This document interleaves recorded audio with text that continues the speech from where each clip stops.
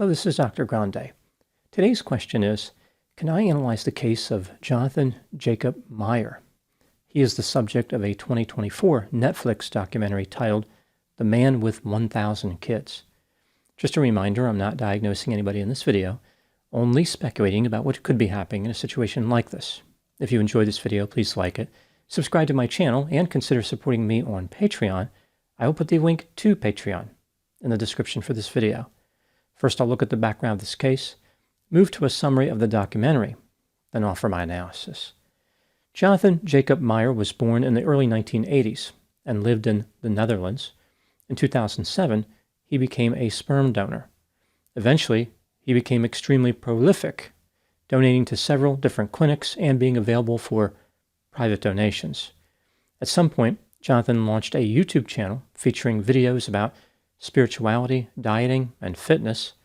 Some of his behaviors and beliefs were peculiar, like eating raw organs, declaring dentists to be evil, and refusing to wear sunscreen. People interested in Jonathan as a potential donor could view his channel and learn more about his personality. Despite his odd behavior, Jonathan had incredible success generating interest from women looking for sperm. He was frequently selected and contacted for this purpose. However, his success led to some problems. There's a law in the Netherlands preventing a sperm donor from fathering more than 25 children. The sperm can be donated to a maximum of 12 mothers. Jonathan was well over both these limits. In 2017, he was banned from making further donations in the Netherlands after they discovered that he had fathered 102 children through clinic donations and at least 80 children through privately transferring sperm. Jonathan was not going to let this ban interfere with his mission. He donated to clinics outside the Netherlands, and his private activities continued. People became increasingly concerned about Jonathan's behavior. With so many children from the same father, the possibility of romantic contact between half-siblings could be problematic. In 2023, Jonathan was the target of a civil lawsuit in the Netherlands requesting that he cease all donation activity. In April of that year, the court ruled that Jonathan must stop donating sperm. The procreation party was over.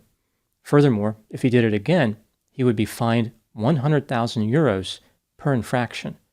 The court determined that Jonathan lied about the number of children he had already fathered, the number of sperm donations he made, and about his intent to make more donations in the future.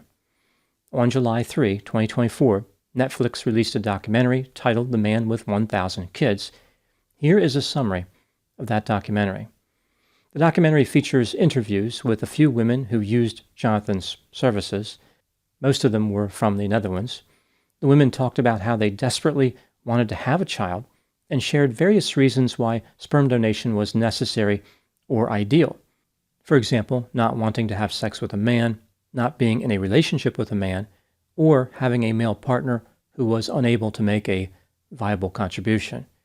The women found Jonathan by searching the internet, and they were thoroughly impressed that he had long blonde hair. They seemed to be fixated on this particular characteristic, like they had never seen long hair before in their lives. Initially, Jonathan used an alias, but then told people his real name. When they checked up on him, they saw his YouTube channel. They disregarded the warning signs and continued forward with the donation plan. Dreams of long blonde hair clouded their judgment. Jonathan misrepresented how many children he had already fathered, often supplying them with a number of 2 to 5. When making private donations, Jonathan would often arrive to a recipient's house and produce the donation through self-service activity in the bathroom. On one occasion, he met a recipient in a shopping mall and extracted a sample in a public restroom. Jonathan offered to have sex with the women as a more direct way to achieve the goal. At least one of the women in the documentary agreed to this natural method. Over time, Jonathan's prolific donation behavior attracted negative attention. Many of the women started to realize what he was doing, and a Facebook group was formed. They found out that Jonathan had visited many other nations and reached his quota for donations in many of those countries as well. When Jonathan was asked to stop making donations, he refused. Eventually, he was the subject of an article in the New York Times and legal action in the Netherlands. he was banned from making donations. The documentary covered a few tangents. For example, Jonathan was accused of working with a man named Leon and mixing their sperm together to see whose sperm would win, and he allegedly traveled to Kenya as part of some organized sperm donation initiative. Jonathan declined to participate in the documentary, but he later denied both of those claims and said he would sue Netflix for making false accusations. At the end of the documentary, several of the women met and talked about the challenges of having so many children from the same father. Now moving to my analysis. Here are my thoughts on a few areas that stood out to me in this case. Item number 1. Jonathan said that he came across the idea of sperm donation in 2006 after talking to a friend who was unable to have children of his own. A year later, he signed up at a sperm bank. He was glad because he knew people would use the sperm to create a family and to be happy. Over time, Jonathan became dissatisfied with remaining anonymous. He wanted to meet people and see the smiles on their faces. This led him to advertising his private donation services.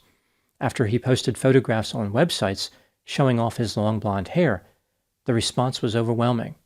After making many donations, Jonathan started wondering if he should stop. But then he'd see another message from a woman looking for his sperm. Jonathan found it hard to say no. I imagine the construct of finding it hard was a familiar feeling for Jonathan based on the frequency of his donations.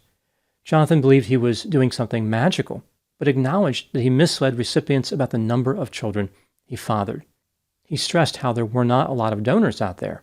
Increasing demand was a critical factor with which he was trying to cope. Jonathan said he stopped making donations in 2019, which he felt was a bit late. The Netflix documentary portrayed him as having an addiction, but Jonathan said this was not true. If he was addicted to anything, it was being valuable to people and having a great time with them. He believes that he should have set more boundaries and not waited for people to start screaming and shouting at him. Item number 2. Jonathan has a YouTube channel containing almost 750 videos. It has about 18,000 subscribers and has been viewed about 1.6 million times. It was typically viewed about 5,000 times a month, but the Netflix documentary drastically increased that number to about 750,000. Here are several video titles to sum up Jonathan's channel pretty well. Why I Haven't Visited the Dentist in 12 Years, Eating Raw Liver, I Ditched My Deodorant, Why, Stop and Reverse Balding, I Used to Fear the Sun, How I Got Rid of Anxiety Attacks, How to Get Rid of Woke, Am I Turning into an Animal, How We Get Horribly Damaged from Scientific Thinking, How to Get Rid of Demons, Important Message for All My Children, and Did I Lie to Parents? Netflix Hides This from You. Most of the videos that I watched on his channel featured Jonathan walking around in various countries and talking. It appears as though he travels a lot. Jonathan really doesn't make a lot of sense in his videos, but at the same time, I can understand why some of the recipients were not frightened of him.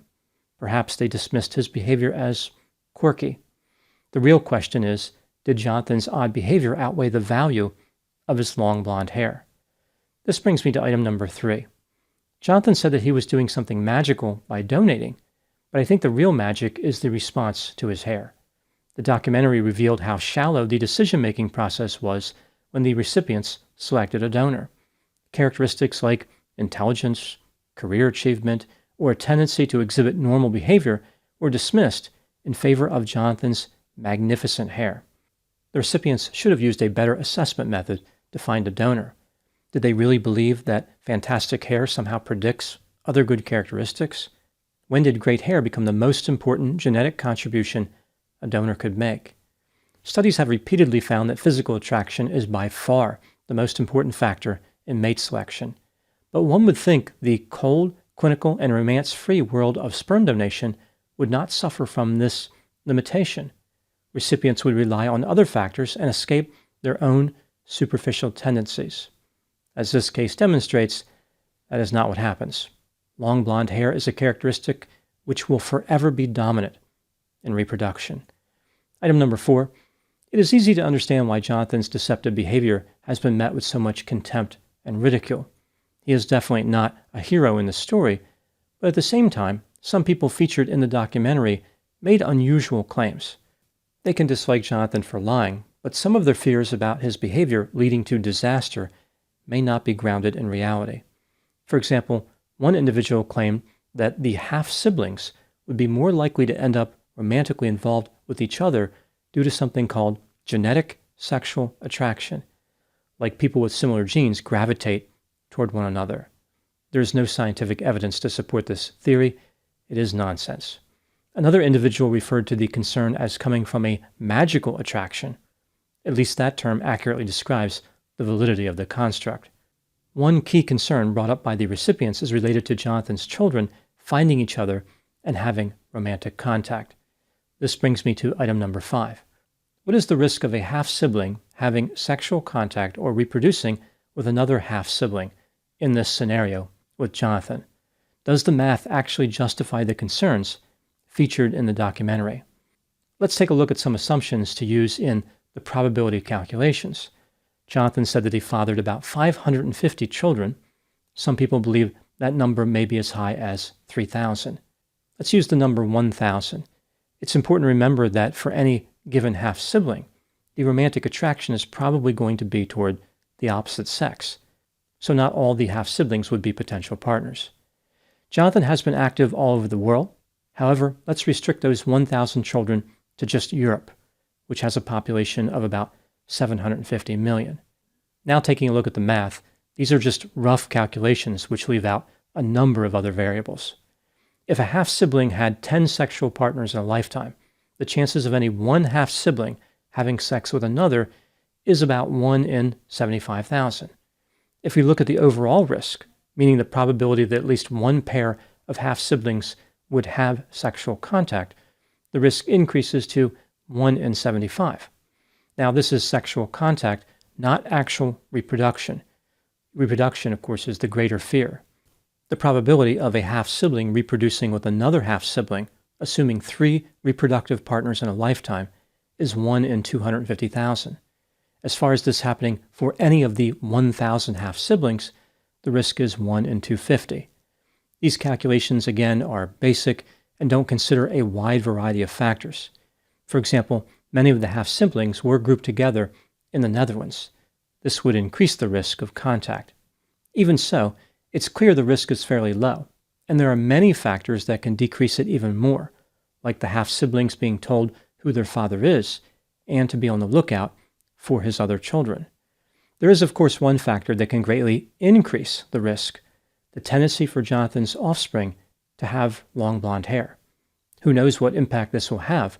Based on the behavior of the recipients, it could increase the risk dramatically. Maybe the world will be overrun with Jonathan's offspring. Oceans of blonde hair will strangle the planet Earth. Item number 6.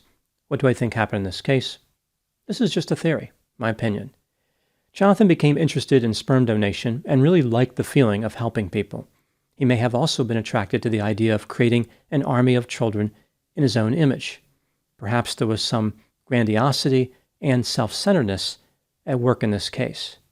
Even so, there were not enough donors with long blonde hair to satisfy all the recipients.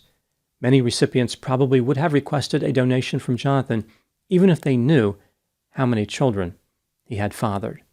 The actual risk of harm as far as half-siblings reproducing is low, but they will have to cope with potential mental health consequences. For example, it will be difficult to form relationships with all their half-siblings. Furthermore, if they want to send out birthday cards to each one, it would be a full-time job. Those are my thoughts in the case of Jonathan Jacob Meijer. Please put any opinions and thoughts in the comment section. They consistently generate an interesting dialogue. As always, I hope you found my analysis of this topic to be informative. Thanks for watching.